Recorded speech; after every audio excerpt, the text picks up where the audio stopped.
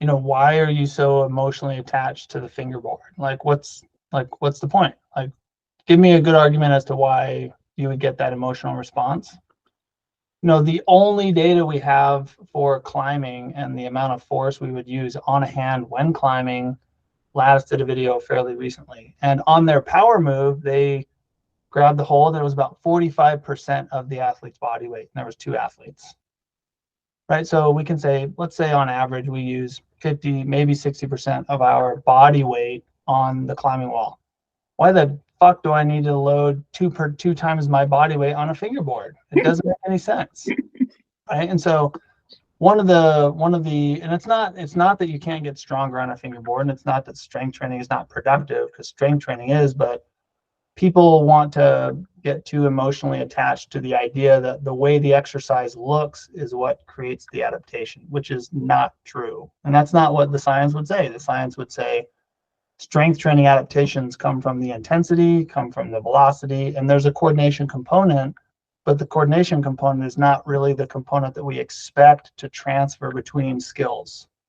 So you can gain recruitment in your finger flexors, which is great. You can gain some stiffness in your connective tissues, maybe a little size in your muscle, but the coordination is not the same. And so it's not that you can't hang on a fingerboard and get strong, because you can, but like, what's the limit to how strong is enough? We have no fucking idea. And everyone just like an ego asshole just wants to say, oh, more is better. I'm just going to fucking do so much more. But I talk to people all day long with hurt fingers, and they're all doing the same goddamn thing. And so you hear that enough, you're like, why the fuck is everyone hanging on a 20 mil for 10 seconds and they have middle finger PIP joint pain? You're like, I don't know. That doesn't really make a lot of sense to me. I've never, and the examples are opposite. Like I've never used a fingerboard to train my fingers, but I can do way more finger strength stuff than most people can. So how the fuck does that make any sense? Like, why?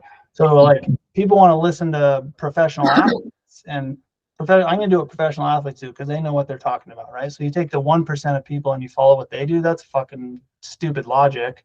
But then also you take someone like myself that can do weird things on these fingers with no training.